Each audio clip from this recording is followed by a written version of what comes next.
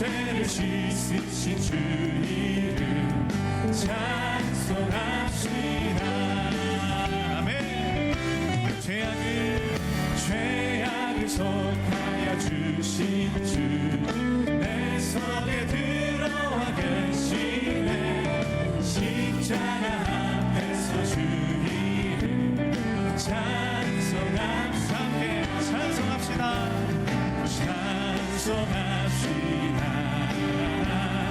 찬송합시다. 내 죄를 씻으신 주 이름 찬송합시다.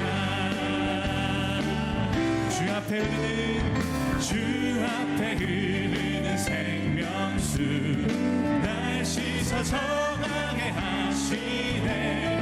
내 기쁨 정성을 다하여 찬송합시다. 아멘. 찬송합시다.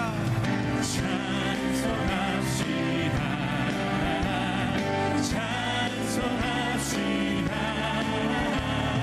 내 죄를 씻으신 주 이름 찬송합시다. 내 주께 회개한 영혼은 생명수 가운데 젖었네. 그 먹고 순전한 주 이름 우리 다 함께 우리 기쁨으로 찬송합시다. 찬송합시다.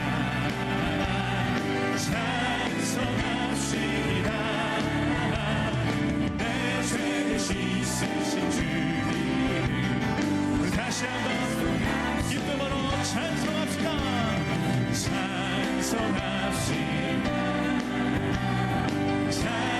찬송합시다. 내 죄를 씻으신 주 우리의 죄를 깨끗게 씻으시는 그 주님의 이름을 다시 한번 찬송합시다. 찬송합시다.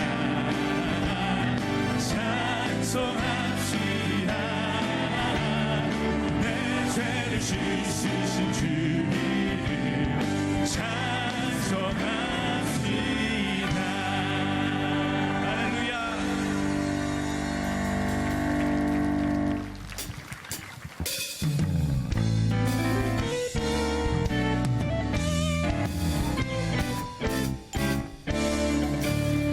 내가 매일 기쁘게 순례의 길 행하는 주의 팔이 나를 안보하미요. 내가 주의 큰 복을 받는 참된 비결은 주의 영이 함께함이. 성령이 계시네. 할렐루야 함께하시네. 좁은 길을 걸으며 밤낮 기뻐하는 것 주의 영이 함께함이라. 전에 죄에 빠져서 평안함이 없을 때 예수 십자가의 공로 힘입어 그 발 아래 엎드려 참된 평화 얻으면 주의 영이 함께하. 할렐루야. 성령이 계시네. 할렐루야 함께하시네. 좁은 길을 걸으며 밤낮 기뻐하는 것 주의 영이 함께함이라. 아멘. 다시 한번 기쁨으로 나와 동행하시고 모든 명령하시니 나는 숲의 새와 같이 기쁘다. 내가 기쁜 마음으로 주의 뜻을 행하는 주의 영이 함께하. 성령이 계시네. 할렐루야 함께하시네. 좁은 길을 걸으며 밤낮 기뻐하는 것 주의 영이 함께하. 세상 모든 욕망과 나의 모든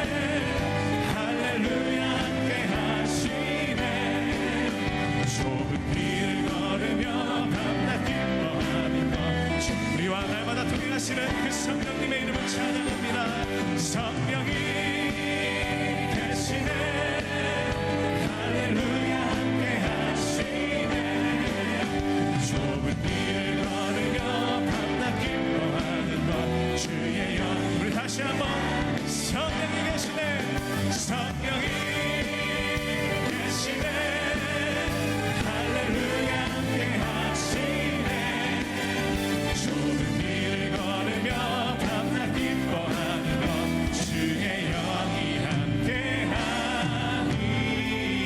할렐루야 날마다 우리 함께 하시는 성령님의 이름을 찬양합니다. 아멘.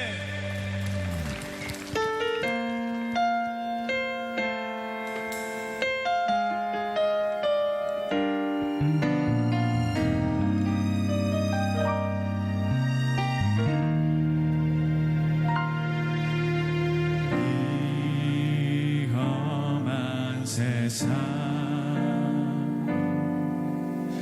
나 살아갈 동안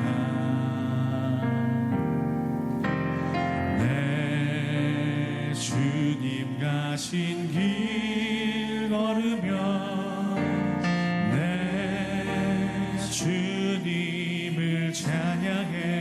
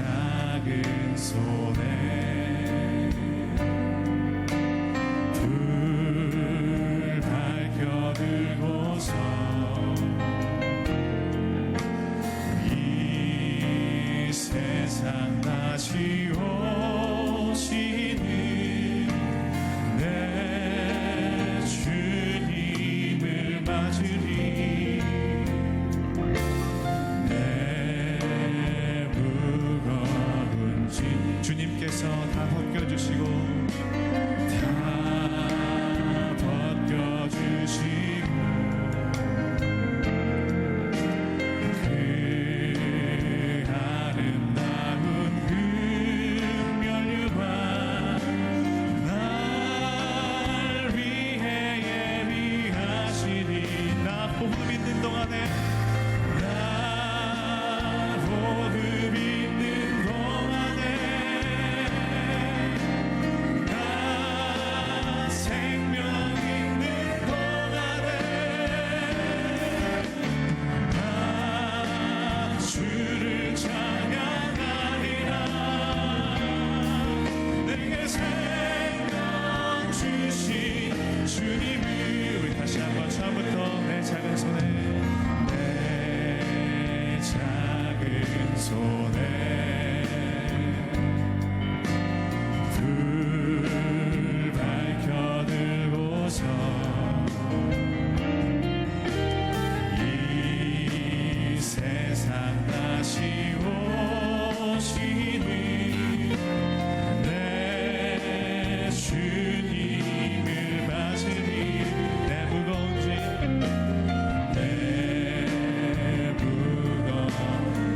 주님께서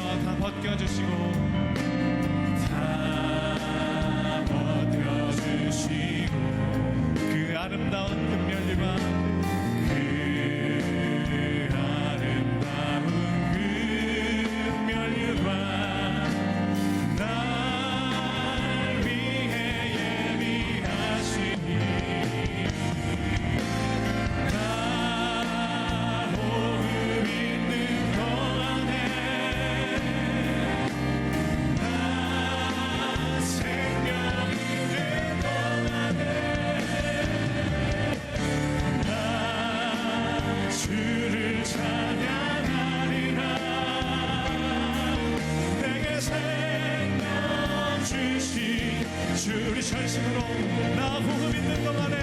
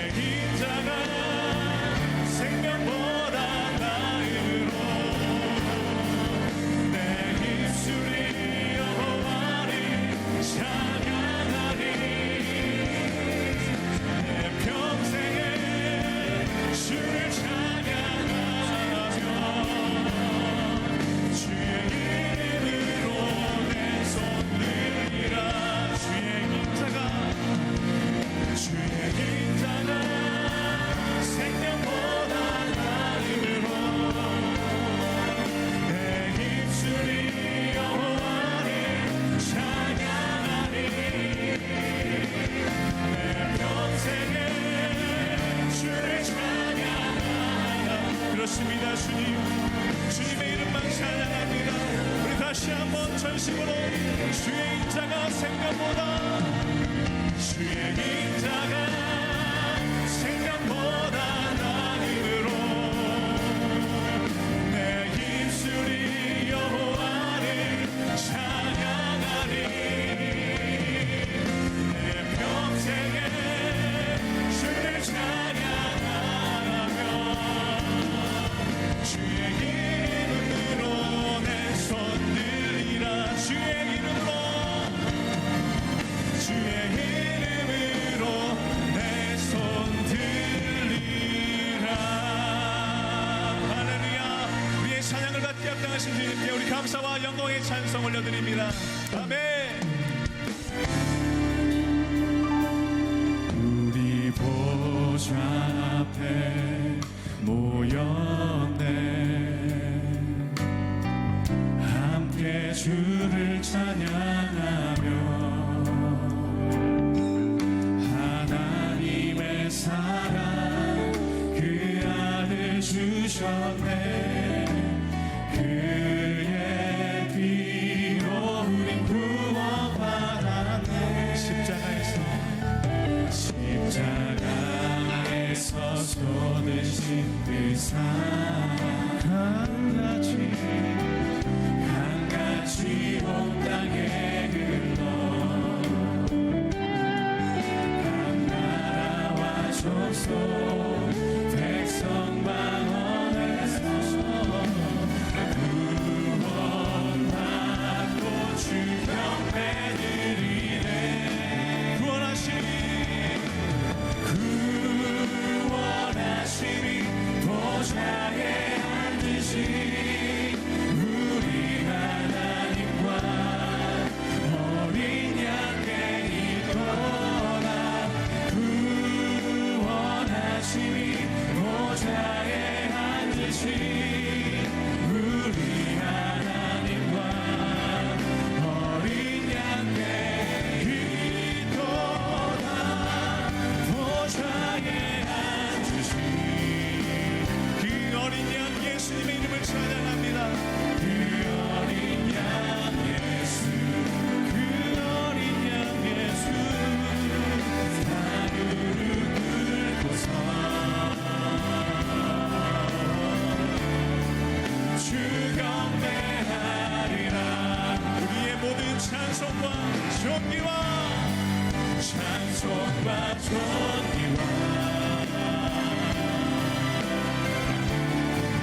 영광과 능력을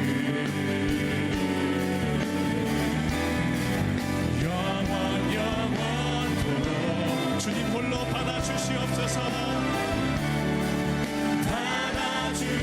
우리 다 함께 그 주님 향해 두 손 높이 들고 주님의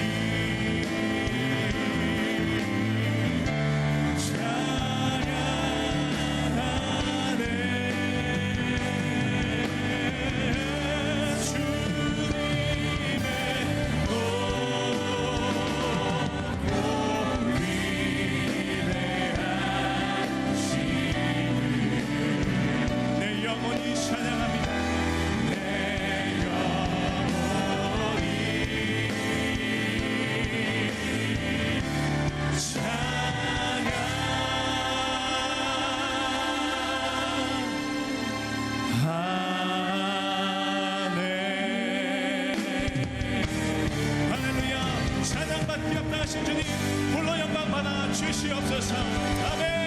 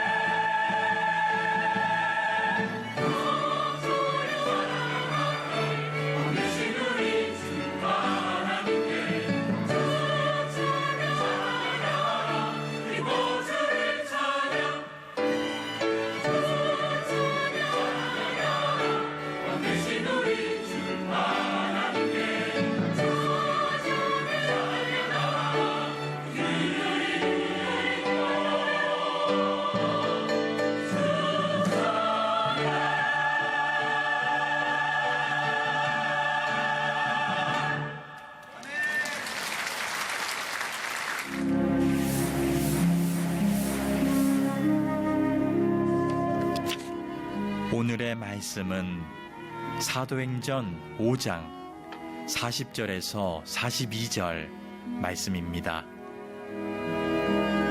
그들이 옳게 여겨 사도들을 불러들여 채찍질하며 예수의 이름으로 말하는 것을 금하고 놓으니 사도들은 그 이름을 위하여 능욕받는 일에 합당한 자로 여기심을 기뻐하면서 공회 앞을 떠나니라. 그들이 날마다 성전에 있든지 집에 있든지 예수는 그리스도라고 가르치기와 전도하기를 그치지 아니하니라. 아멘. 우리는 흔히 성공이라는 단어를 떠올리면 어떤 걸 제일 많이 연상하느냐? 돈 많이 벌고, 그리고 좋은 위치에 오르고, 남들로부터 부러워할 만한 인기를 얻으면 그것을 성공이다 라고 정의한다, 이런 인식을 제일 많이 가지고 있습니다. 그래서 수많은 사람들이 그런 식의 성공을 향해 지금도 달려가고 있습니다. 그런데 조금 더 우리가 깊이 생각해 보면 그 많은 돈과 지위와 남들이 부러워하는 그 인기라고 하는 게 과연 우리 인생의 행복을 보장해 주는 걸까? 그게 진짜 성공일까? 라고 물으면 그렇다라고 솔직하게 대답을 우리는 못합니다. 왜? 우리가 가지고 있는 그 고정관념, 성공은 돈 많고 남들이 부러워하는 지위와 인기를 갖는 것은 소위 우리 눈을 가리고 있는 성공의 안대들을 끼고서 보는 거기 때문에 그렇습니다. 그 성공의 안대를 벗으면 그게 행복이거나 그게 성공이 아니라는 것을 다 아는데 그 안대를 끼고 있기 때문에 그것이 성공이라고 착각하고 있다는 거죠. 그러면 만약에 그 안대를 벗어버리면 진짜 행복은 뭘까라는 것을 사람들이 발견하게 돼요. 그게 오늘 사도행전 5장 후반부의 이야기를 통해서 소개되고 있습니다. 자, 지난 시간에 아나니아와 삽비라 부부의 이야기를 통해서 하나님의 살아계심을 체험한 이 초대교회 예루살렘 교회는 더 하나가 됩니다. 그리고 내 것, 네 것 이렇게 나누지 않고 서로 섬기고 또 통용하고 그러면서 따뜻한 공동체. 불과 몇 주 만에 이 예루살렘 도시에서는 있을 수 없는 엄청난 유명한 교회가 되었습니다. 그리고 사람들은 여전히 영적으로 목마른 사람들이 이 예루살렘 교회를 계속 찾아오게 되지요. 이런 상황 속에서 오늘의 이야기가 시작이 됩니다. 자, 17절, 18절에 이렇게 시작하죠. 대제사장과 그와 함께 있는 사람, 즉 사두개인의 당파가 사도들을 잡아다가 옥에 가두었더니, 대제사장과 사두개인들이 부리는 군인들이 갑자기 예루살렘 교회를 쳐들어와서 사도들이라는 것은 예수님의 12제자를 말하는 거죠. 그 사도들을 잡아다가 감옥에 집어넣었다는 거예요. 아무 문제 없을 줄 알았던 이 예루살렘 교회에 또 다른 박해가 시작이 된 것입니다. 많은 사람들이 저항했습니다. 그런데 정작 끌려가는 사도들은 당당했습니다. 왜 그러느냐? 이미 이 공회에서 자기들을 붙들어다 놓고 재판을 하고 감옥에 가두어도 살아계신 하나님께서 자기들을 지키시고 또 성령님께서 함께 하시는 것을 직간접으로 경험했기 때문에 그 경험이 그들을 두려워하지 않게 하는 거예요. 그래서 그들은 감옥에 갇혔는데 정말 거기가 감옥이 아닌 교회라고 생각하고 안방이라고 생각하고 편안하게 찬송 부르다가 기도하다가 잠이 들었습니다. 감옥 안에서. 여러분, 그럴 수 있습니까? 감옥 끌려간 날 아무 일 없다는 듯이 기도하고 찬송하다가 깊은 잠에 들 수 있습니까? 그만큼 편안함을 느꼈다는 거예요. 그런데 그렇게 깊은 잠이 들었는데 누군가가 자기들을 흔들어 깨우는 거예요. 자다 말고 눈을 비비고 일어나 보니 한눈에도 분명히 천사였습니다. 천사가 조용히 자신을 따라오라고 손짓을 합니다. 그래서 사도들이 이 천사를 따라가는 거예요. 그런데 웬일입니까? 분명히 보초들이 감옥 앞에 2중 3중으로 서 있는데 마치 자기들이 지나가는데 투명 인간처럼 지나가는 것을 이 보초들이 못 보는 거예요. 그뿐이 아니에요. 천사와 함께 지나가면 영화의 한 장면처럼 감옥의 문이 저절로 철커덕 철커덕 열리는 거예요. 그래서 결국은 감옥에 갇혀있던 그들이 털끝 하나 상하지 않고 감옥을 빠져나오게 됐다. 이게 오늘의 이야기예요. 자, 그동안 이 사도들은 예수님과 함께 같이 지내면서 수많은 기적을 경험한 사도들입니다. 그런데 그 많은 기적들 가운데 오늘 같은 기적은 처음이에요, 자기들도. 그러니까 얼떨떨한 거예요, 이게. 지금 자기들이 기적의 주인공이 되었지만 이런 일을 처음 겪다 보니까 자기들도 도대체 어떻게 이런 일이 일어날 수 있지? 그리고 당황해합니다. 그때 당황해하는 그 사도들에게 천사가 분명한 메시지를 전합니다. 그게 20절에 나옵니다. 가서 성전에 서서 이 생명의 말씀을 다 백성에게 말하라. 뭘 하라고요? 성전으로 가라는 거예요. 그리고 사명대로 복음 전하라는 거예요. 왜 이런 기적을 평생 한 번도 겪을 수 없는 이런 기적을 사도들에게 하나님께서 허락하셨느냐? 너희들 그냥 이 기적의 뒤에는 일상으로 돌아가서 잘 먹고 잘 살으라고 이런 기적을 주시는 게 아니라 뭐 하라고요? 사명 감당하라고. 여러분, 우리가 때때로 신앙생활 하다가 정말 기도의 응답과 하나님의 축복과 은총을 경험할 때 그 하나님이 주시는 은총은 어떤 메시지냐면 여러분들에게 그것 가지고 사명 감당하라는 거예요. 그게 건강 문제든 물질 문제든 어떤 문제든 간에 그 극한 고통에서 여러분을 건져주시고 여러분에게 은혜를 주셨을 때는 하나님 앞에 사명 감당하라고 그런 기적을 주신 거예요. 그것이 여러분에게 하나님이 나에게 주시는 기회로 여기게 되길 주 이름으로 축원합니다. 자, 그런데 여기서 저는 참 중요한 메시지 하나를 살펴보게 돼요. 하나님께서는 항상 정확한 순간에 개입하신다. 우리 생각에는, 여러분, 내 생각엔 이런 생각이 들죠. 하나님이 기왕 우리를 감옥에서 꺼내주실 거면 감옥 들어가자마자 꺼내주시지. 아니면 내일 공회원들 앞에서 재판할 때 엘리야의 제단에 불이 내린 것처럼 하나님의 살아계심을 다 보여줘서 그들이 막 혼비백산하게 한 다음에 기가 막힌 때 우리에게 하나님이 살아 역사하심을 보여주시지. 그게 우리 생각이에요. 우리의 생각은 좀 더 빨리든지 아니면 조금 더 뒤에든지 그때 하나님이 우리 인생에 개입하시고 도와주는 것을 우리는 원해요. 그런데 하나님은 달라요. 하나님의 타이밍에 우리 인생에 개입하신다는 거예요. 그러니까 분명한 것은 우리는 하나님 앞에 이것을 원하지만 하나님은 분명히 우리 삶에 개입을 하시는데 우리의 타이밍과 하나님의 타이밍이 다르다는 거예요. 그런데 우리는 항상 하나님 앞에 내 스케줄에 맞춰서 내 타이밍에 맞춰서 하나님이 역사하기를 기도하고 기다리는 거예요. 여러분, 아닙니다. 진정한 신앙인은 내 스케줄에 하나님을 맞추는 것이 아니라 나의 삶을 하나님이 언제든지 개입하실 수 있도록 하나님의 타이밍에 내 인생을 맡기는 거예요. 오늘 여러분의 인생이 여러분의 뜻대로 되지 않는다 할지라도 실망하지 마십시오. 하나님의 스케줄과 하나님의 타이밍에 여러분의 인생에 반드시 개입해 주실 것입니다. 그게 건강의 문제든 그게 여러분 자녀의 문제든 그게 물질의 문제든 여러분이 지금 다 사방이 막혀 있는 감옥과 같은 인생일지라도 하나님이 개입하시는 순간 그 문이 열리게 될 줄 믿습니다. 여러분의 인생 속에 이 복음을 접하신 여러분의 삶에 하나님이 개입하시는 순간 물질 문제, 건강 문제, 관계의 문제, 자녀의 문제가 열려지게 되시기를 주의 이름으로 축원합니다. 자, 그러면 여기서 우리가 한번 구조적으로 보지요.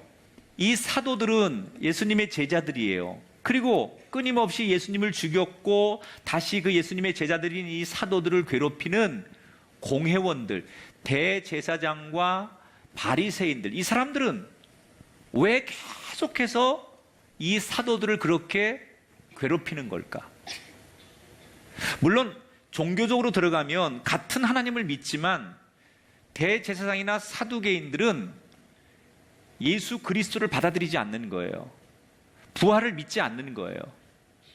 그래서 하나님을 믿지만 구약의 율법을 믿거나 부활을 믿지 않는 것 때문에 종교적으로 조금은 노선이 다를 수 있어요. 그러나 같은 민족이에요. 더군다나 지금 로마의 지배를 받고 있는 국가적인 위기의 상황 속에서 같은 민족이에요. 그리고 같이 하나님을 믿는 사람들이에요. 그렇게 죽일 만큼 그 사람들이 망하게 할 만큼 그런 원수의 관계가 아닌데 왜 그들은 무엇 때문에 그렇게 사도들을 재판을 통해서 죽이려고 하거나 망하게 하려고 하는 걸까? 이미 베드로와 요한을 한번 잡아다가 죽이고 싶었지만 실패했거든요. 그리고 다시 사도들을 12명을 잡아온 거예요. 왜 끊임없이 그들은 실패함에도 불구하고 사도들을 끝까지 죽이지 못해서 안달이 난 걸까? 무슨 명분이 있어서 그런 걸까? 그 이유가 17절에 나와요. 자, 볼까요? 다 마음에 시기가 가득하여. 시기가 뭐예요? 질투심이에요. 이 대제사장과 사두개인들의 마음속에 누구를 보고 질투하느냐? 예수님의 제자들 사도들을 보면서 질투심을 느끼는 거예요. 적어도 예수님이 이 땅에 오기 전에는 모든 이 유대 땅에서 종교적인 하나님과의 관계는 다 자기들의 손에 의해서 만들어졌어요. 자기들이 권력이고 자기들이 법이고 자기들이 모든 걸 통하는 문이었어요. 그래서 모든 사람들의 관심과 소위 인기와 존경을 한 몸에 받았던 사람들이에요. 그런데 어느 날 예수님이 등장함으로 인해서 자기들이 누렸던 인기와 명예와 이런 것들이 예수님께 쏠려가는 거예요. 그래서 그 예수님을 죽였죠. 그런데 그 예수님의 제자들이 그 죽은 예수를 팔아가면서 다시 예수님보다 더하게 자기들의 아성을 뺏어간다고 느끼는 거예요. 사람들은 끊임없이 자기들을 별로 대수롭게 생각하지 않고 저 갈릴리의 촌사람들, 자기들은 종교적 엘리트예요. 대도시 사람들이에요.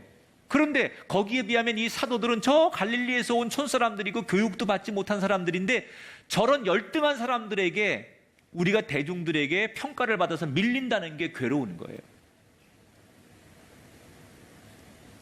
이유는 뭐예요? 그들과 경쟁 관계에서 그들을 질투하고 시기하는 것으로부터 이런 역사적인 악순환을 이들이 반복하는 거예요. 여러분, 사람들로부터 인정받고 대접받고 싶은 그 시기심, 그게 인류가 죄를 짓는 가장 큰 죄예요. 죄가요, 무슨 뭐 사회 정의와 공의 이런 것 때문에 사람들이 싸우는 게 아니에요. 아주 간단해요. 시기심 때문에. 그 작은 별것 아닌 질투심이 인간을 죽이기도 하고 역사의 죄인이 되는 거예요. 가인이 아벨을 죽인 것도 시기심 때문이에요. 사울이 다윗을 괴롭히는 것도 결국 질투심 때문에 그래요. 우리가 살면서요, 하나님의 사람들이 가져야 될 가장 기본적인, 우리가 유혹으로부터 이기는 가장 좋은 성품 가운데 하나가 작은 질투심, 시기심 이런 것들을 극복하려고 노력해야 된다. 여러분, 그 인기에 연연하고 사람들의 그 평가에 연연했던 이 대제사장과 사두개인들을 하나님께서 어떻게 하십니까? 그들을 인정해 주셨습니까? 아닙니다. 오히려 그들의 인생을 낮추셨습니다. 반면에 사람의 인기와 상관없이 하나님이 원하시고 하나님이 가라고 하는 그 사명의 길을 갔던 예수님의 제자들 사도들을 하나님께서 결국 손들어 주셨고 높여 주셨어요. 우리 인생도 마찬가지예요. 하나님이 어떤 사람의 손을 들어 주시느냐? 사람들과의 관계에서 인기 얻고 이겨보려고 하고 질투심으로 정복하는 사람을 하나님께서 손들어 주시지 않는다는 거예요. 그런 거와 초월하게 하나님의 길을 가려고 하는 사람들에게, 사람의 평가와 상관없이 하나님의 시선을 두려워하며 가는 사람에게 하나님의 손을 들어 주신다는 거예요. 여러분, 성공의 안대를 벗어보십시오. 뭐가 행복이고 뭐가 성공입니까? 인기가 많은 게 성공이 아닙니다. 사람들에게 높은 점수를 받는 게 행복이 아닙니다. 사람들에게 주목받는 건 물거품과 같은 거예요. 2014년도에 미국에서 굉장히 큰 정말 미국 사람들을 경악해 했던 사건 하나가 있었는데, 미국 뉴욕에서 당시에 26살이었던 싱글맘이 구속되는 사건이 있었어요.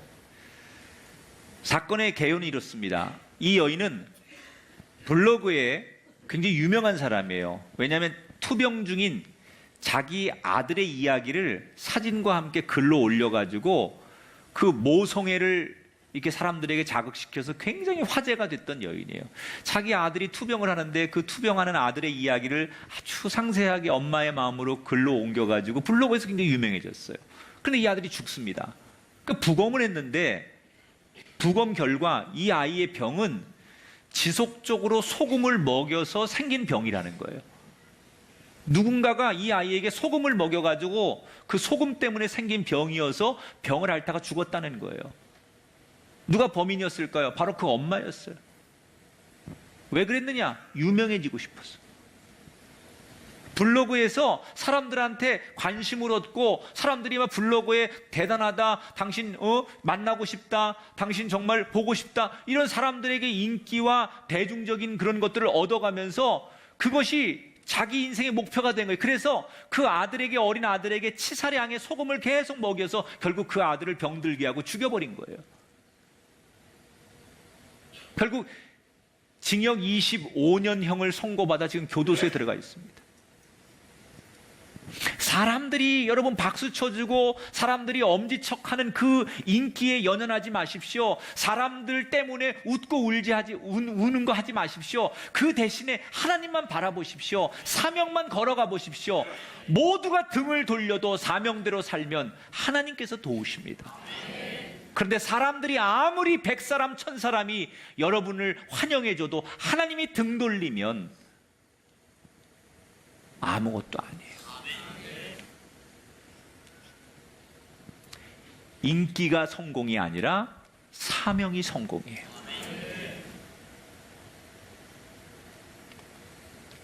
이렇게 감옥을 나온 사도들은 성전에서 나오자마자 말씀을 전합니다. 이미 새벽부터 예루살렘 교회 새벽 기도를 드리려고 많은 성도들이 모여 있는데 사도들이 천사의 안내로 풀려 나온 거예요. 그리고 설교를 해요. 한편 재판을 하려고 했던 사내들인 공회는 난리가 났습니다. 아침에 보니까 감옥에 있어야 될 죄수들이 온데간데 없어진 거예요. 병사들한테 물어봤는데 못 봤다는 거예요. 세상에 이런 황당한 일이 있습니까? 감옥 안에 있어야 될 사람들은 사라지고 아무도 못 봤다는데 분통이 터진 이 공회원들이 다시 군사들을 풀어서 사도들을 찾기 시작합니다. 그런데 웬일입니까? 감옥 안에 있어야 될 이 사도들이 성전에서 설교를 하고 있는 거예요. 그래서 다시 설교하는 그들을 끌어내서 두 번째로 체포를 합니다. 교인들이 저항을 했겠죠? 그러나 사도들이 오히려 교인들을 진정시키고 당당하게 끌려가요. 여러분, 구질구질하게 끌려간 게 아니라 당당하게 끌려가는 거예요. 당당하게. 그리고 다시 공회에 가서 재판을 받습니다. 의장석에 앉은 대제사장과 그 70명이 넘는 사람들이 이 사도들을 놓고서 신문하기 시작하는 거예요. 야, 일전에 너희들 우리가 경고했지, 예수 얘기하지 말라고. 우리가 죽인 예수, 이미 죽은 예수를 다시 끄집어내서 예수 장사하고 이 세상 사람들을 현혹하고 하나님을 모독하는 너희들 한 번만 더 그러면 용서 안 한다고 했지. 왜 그런데 너희들 계속 우리 말을 거부하고 왜 계속 예수 얘기하는 거야? 그리고 그들을 신문하기 시작합니다. 그런데 여러분, 보통 이 재판관이라고 하는 것이 위험스러운 것이잖아요. 위험하잖아요, 재판관들이. 그리고 그 70명이 굉장히 권력 있고 능력 있는 사람들이 신문을 하니까 웬만한 강심장들도 여기에 참여하면 가슴이 쫄리는 거예요. 그런데 이 공회원들의 그 무지막지한 협박과 신문에도 지금 이 사도들은 당당히 맞섭니다. 조금도 거기서 주눅들지 않고 또박또박 할 얘기 다 하고 어깨 쫙 펴고 똑바로 쳐다보면서 할 얘기를 다 합니다. 어떻게 그렇게 그들이 무슨 강심장을 가졌길래 그렇게 당당할 수 있을까? 이유는 하나입니다. 생사를 주관하는 진짜 힘은 하나님께 있음을 알고 있기 때문에. 그러니까 이게 진짜 힘이 어디 있는 줄 아니까 조금도 주눅이 안 드는 거예요. 자, 재판이 진행이 계속됩니다. 그런데 재미있죠? 누가 주도권을 갖느냐? 반론을 펼치는, 변론을 하는 사도들이 오히려 재판에 주도권을 가지고 가는 거예요. 재판이 진행되면 진행될수록 재판관들이 주도권을 가지고 신문하고 몰아가는 게 아니라 거꾸로 지금 피고석에 나와 있는 이 사도들이 주도권을 가지고 오히려 이야기를 끌고 가는 거예요. 재판관들이 한마디 하면 10마디 해가면서 또박또박 반론을 지시하고 논리적으로 설명하고 그러니까 분위기가 시간이 가면 갈수록 누구한테 유리하느냐, 누가 봐도 이 사도들이 훨씬 더 유리하게 분위기가 흘러가는 거예요. 그러니까 자기들 뜻대로 재판이 진행이 안 되니까 흥분을 하죠, 이 재판관들이. 여기서 여러분 중요한 것 하나, 인생은 주도권을 결국 누가 가져가느냐. 보세요. 우리가 돈과 나 사이의 주도권을 누가 지느냐. 돈이 우리 인생을 주도권을 딱 지면요, 나와의 관계에서 돈이 주도권을 쥐고 나를 끌고 가기 시작하면 사람은 참 유치해집니다. 돈 때문에 그 돈에게 주도권을 뺏기는 순간 우리는 양심, 가치, 무슨 그런 우애, 사랑 이런 게 없어요. 돈이 우리 인생의 주도권을 딱 쥐고 가면 그때부터 우리는 돈의 노예가 되고 돈 때문에 팔려다니기 시작하고요. 주일도 없고요. 우리가 교인이라는 것도 없고요. 무슨 부부관계, 자식관계 이런 것도 다 말살당합니다. 그런데 거꾸로 내가 돈과의 관계 속에 주도권을 내가 가지면요, 내가 이 돈을 마음대로 부립니다. 이 돈 손해를 봐도 내가 주도권이 있으니까, 내가 상관하지 않으니까, 내가 이 돈 때문에 끌려다니지 않으니까, 주도권이 내게 있으니까 돈의 노예가 되지 않는 거예요. 여러분, 멋진 그런 인생이 되시기 바랍니다. 주도권을 빼앗기지 말고, 권력과 인기도 마찬가지예요. 그것이 주도를 해서 내 인생을 끌고 가면 우리는 권력과 인기 앞에 끌려다닙니다. 그러나 내가 주도권을 가지고 권력과 인기를 끌고 다니면 진짜 멋있는 사람이 되는 거예요.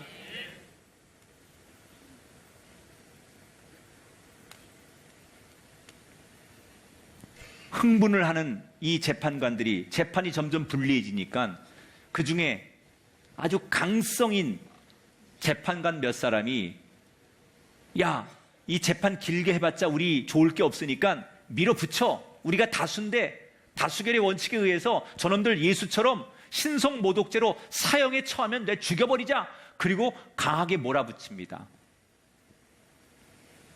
이 강성인 재판관들의 이 주장에 남은 재판관들이 마치 광기 어린 집단처럼 다 동의를 합니다. 그래서 사도들을 죽이는 걸로 마음을 모읍니다. 그래서 재판이 굉장히 위험하게 가는 거예요. 이렇게 광기에 잡힌 재판이 막 진행되고 있을 그때, 그 순간에 한 사람이 갑자기 손을 딱 들더니 재판관에게 발언 기회를 달라고 요청합니다. 자, 이 사람이 어떤 사람이냐? 34절, 35절에 보면 바리새인 가말리엘은 공회 중에 일어나 명하여 사도들을 잠깐 밖에 나가게 하고 말을 하더라. 자, 이 사람이 누구냐? 가말리엘이라고 하는 사람이에요. 이 사람 가말리엘이라는 사람은 어떤 사람이냐? 율법학자예요. 보통 랍비라고 하지요. 이 유대인들은 율법 공부하는 걸 최고의 학문으로 생각해요. 그런데 당시에 율법 학자들이 양대 산맥이 있었는데 그 중에 힐렐 학파의 대학자, 리더, 이 사람이 가말리엘이에요.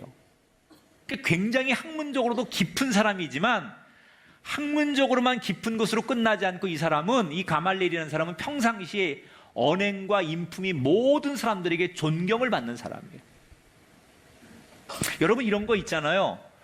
무슨 말을 하느냐가 중요한 게 아니라 누가 말하느냐가 중요한 거예요. 그죠? 어떤 말을 잘하느냐가 아니라 누가 말을 하느냐에 따라서 그 이야기가 사람들에게 전달이 되는 거예요. 만약에 가말리엘이 아닌 평상시에 사람들에게 존경도 안 받고 무시당하는 사람이 재판관님, 내가 할 말이 있습니다. 그리고 얘기한다면 아무도 그 사람 얘기에 귀를 기울이지 않았을 거예요. 그런데 누가 손을 든 거예요, 지금? 모든 사람들이 존경하고 평상시에 함부로 할 수 없는 가말리엘이 손을 들고 내가 이 재판에 대해서 할 말이 있습니다. 우선 피고인들을 바깥 내보내주시고 내가 재판관들에게만 할 말이 있으니까 시간을 주십시오. 그랬더니 그 흥분했던 재판관들이 흥분을 가라앉히면서 모든 사람들이 함부로 이 가말리엘의 제안을 거절하지 못하고 사도들을 밖에 내보내고 가말리엘의 얘기를 듣기 시작하는 거예요. 여러분이 살아가는 공동체 속에 이 한 사람이 되시기 바랍니다. 모두가 광기 어린 막 그런 재판관처럼 흥분해 가고 세상적으로 갈 때 여러분 차분하게 손들어 여러분이 던진 한마디가 모든 사람을 잠재우고 그 분위기를 압도할 수 있는 그런 정말 권세 있는 입술과 삶이 여러분에게서 나오게 되시길 주 이름으로 축복합니다. 가말리엘이 사람들을 내보내고 재판관들에게 뭐라고 얘기하느냐. 자, 옛날에 과거에 드다라는 사람하고 유다라는 사람이 있었습니다. 이 사람들도 반란을 일으켜서 수백 명의 사람들이 이 사람들을 따랐던 적이 있었습니다.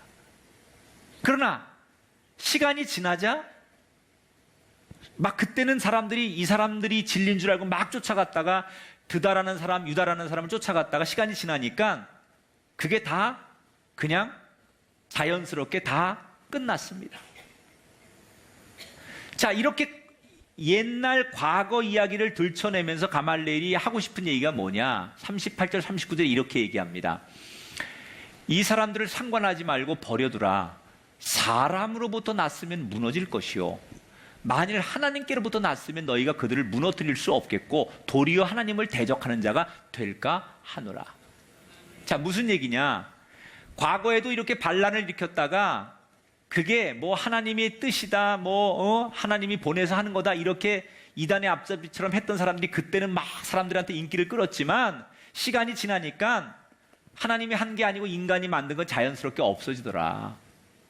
그게 지금 사도들은 분명히 하나님이 하시는 일이라고 하고 재판을 하는 이 대제사장들은 이게 하나님을 모독하는 일이라고 하고 서로 싸우니 내가 볼 때는 이렇게 재판하면 안 되겠고 조금 냉정을 되찾자.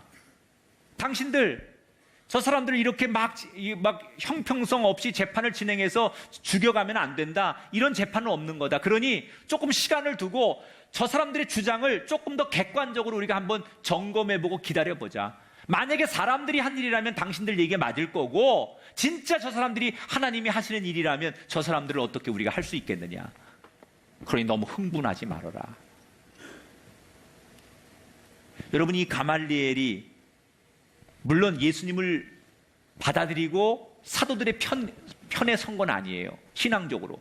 그러나 이 가말리엘이 지금 흥분한 이 재판관들에게 주는 메시지가 뭐냐?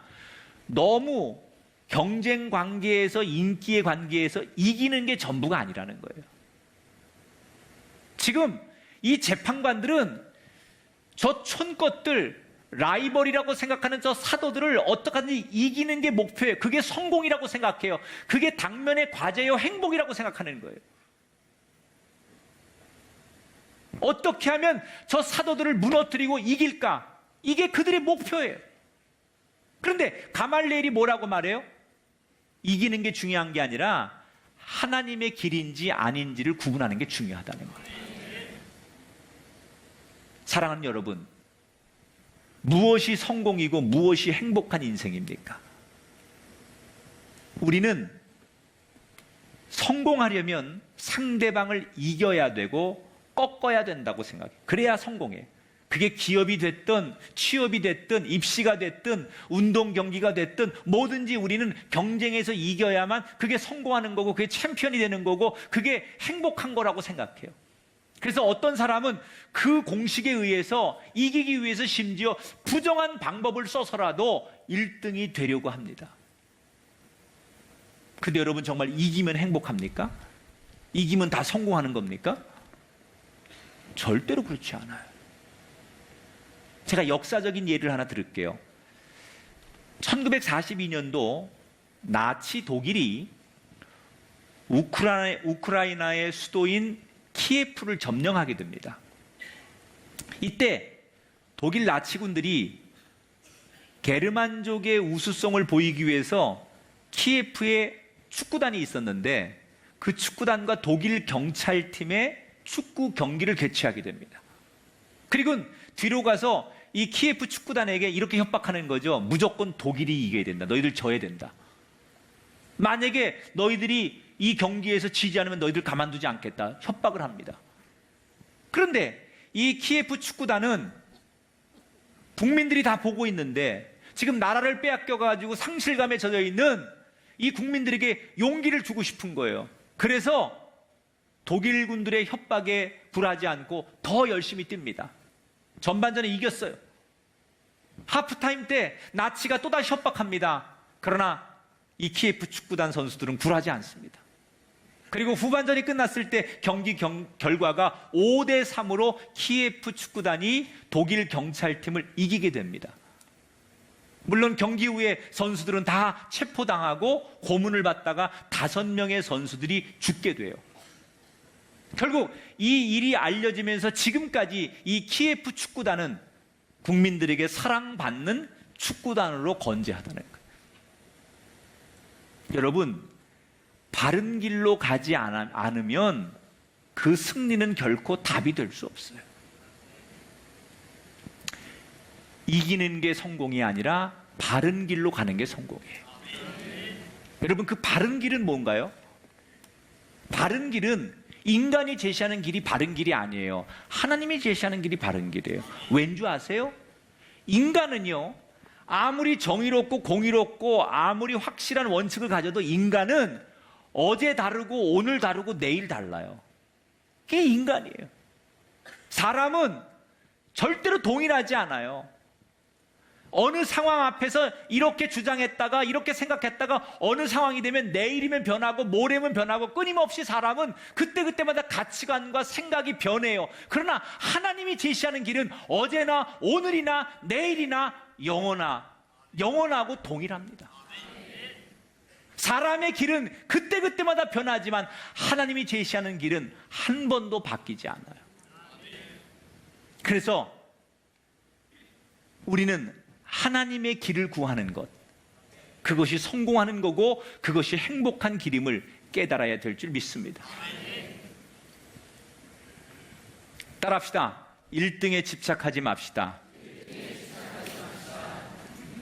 자, 이 가말리엘의 지혜로운 발언으로 사내들인 공회는 이성을 되찾게 돼요.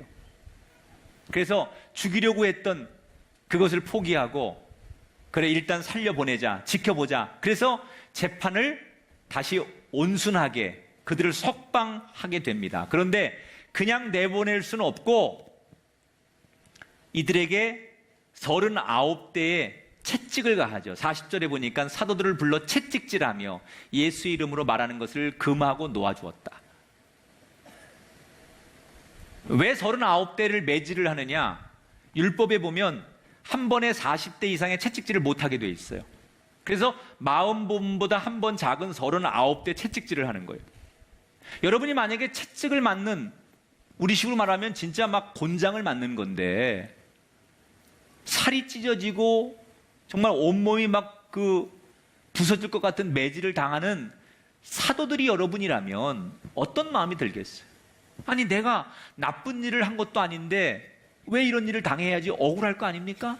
또 어떤 분은 하나님께서 어제는 천사를 통해서 우리를 감옥에서 아무 일 없이 꺼내주시더니 왜 오늘은 우리를 지켜주지 않는 거야? 기왕 살려주실 거라면 머리털 하나 상하지 않도록 지켜주셔야지 왜 하나님이 오늘은 우리를 매맞게 하시고 지켜주지 않는 거야? 이렇게 하나님을 원망할 수 있지 않겠습니까? 그게 당연한 마음 아니에요? 그런 감정이 들겠죠. 그런데 이 사도들은 그렇지 않아요.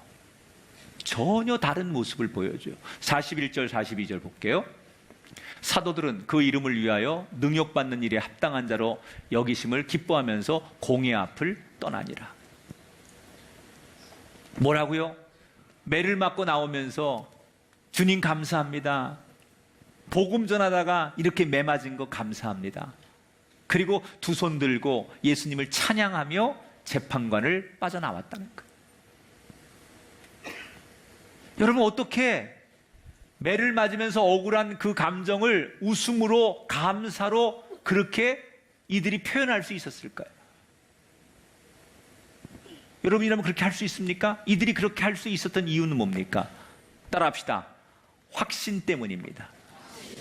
무슨 확신이요? 예수는 그리스도시다. 그 확신. 예수님이 우리의 구원자시고 예수님이 그리스도이시고 예수님은 살아나셨고 그 살아나신 예수님께서 마지막 때 우리를 승리로 이끌 것을 확신했기 때문에 그 예수님이 이 땅에 왕으로 오셔서 진짜 영원한 나라의 왕으로 군림하셔서 우리 모두를 영원히 살게 할 거라고 하는 구원의 확신이 이 제자들에게 있었다는 거예요. 여러분, 인생을 살면서 제일 불행한 사람이 누군 줄 알아요? 확신 없이 사는 사람이에요. 자기가 하는 일에 대한 확신이 없고 자기 자녀들을 보면서 확신이 없는 부모들. 더 불행한 사람은 이렇게 주일날 예배를 드리고 찬송을 부르고 기도하면서도 하늘에 계신 우리 아버지여라고 하나님을 그렇게 불러놓고도 이 예배를 끝난 다음에 돌아가면서 자기 삶에 그 하나님이 내 삶에 개입하시고 나의 아버지가 되심을 확신하지 못하는 사람. 몸은 여기 나와 앉아서 이렇게 지금 설교를 잘 듣는 것 같은데 여러분의 삶의 자리로 돌아가서 그 하나님이 나의 아버지이시고 예수가 그리스도라는 확신을 못하고 사는 사람들, 제일 불행한 거예요. 신앙인에게 최고의 행복은 상황이 변하는 게 아니에요. 어떤 상황일지라도 예수는 그리스도시다. 이 땅의 진정한 왕은 예수님이시다. 이 확신이 있는 사람. 세상이 요동해도 나를 절대로 고아처럼 버려두지 않으시는 하나님의 사랑. 이것을 확신하는 사람. 그가 제일 행복한 사람이에요. 성공의 안대를 벗고 보면 뭐가 답인지 보여요. 뭐가 복된 인생인지 보여요. 따라합시다. 믿음으로 감사합시다. 우리가 이제 앞으로 사도행전을 쭉 계속해서 강의하다 보면 이 초대교회 성도들이 예수님을 전하다가 평탄하지 않은 삶을 다 만나요. 핍박과 고난과 매질과 죽음과 억울한 일을 많이 당해요. 그런데 그들은 굴하지 않아요. 예수 믿는 게 평탄하지 않은데 굴하지 않아요. 왠지 아십니까? 승리를 확신했기 때문에, 예수님의 살아계심을 확신했기 때문에. 나는 오늘 우리의 신앙에 정말 중요한 것은 이 확신이 필요하다는 거예요. 하나님은 그 믿음의 확신이 있는 사람을 그 시대의 사도처럼 들어 쓰시는 거지, 지식이 있거나 업적이 많거나 사람의 수가 많거나 돈이 많아서 그 사람을 아이콘으로 쓰시는 게 아니에요. 믿음의 확신을 가지고 있는 사람을 하나님은 그 시대마다 하나님이 쓰시는 사람으로 선택하시는 거예요. 여러분, 그 한 사람이 되시기를 주의 이름으로 축원합니다. 그 성공이라는 안대, 그걸 벗어보십시오. 인기가 성공이 아닌 게 보일 겁니다. 이기는 것만이 성공이 아니라는 게 보일 겁니다. 하나님이 주신 사명, 그리고 하나님이 허락하신 그 뜻, 이것이 보일 때 우리는 진짜 승리자가 되고 행복한 자가 될 수 있습니다. 부디 여러분 눈에 그 안대를 벗으십시오. 그리고 제대로 보십시오. 하나님이 보여주는 그것을 볼 수 있는 확신에 찬 이 시대에 주님이 오른손을 내밀어 붙잡고 싶은 그 사도들이 되시기를 주의 이름으로 축원합니다.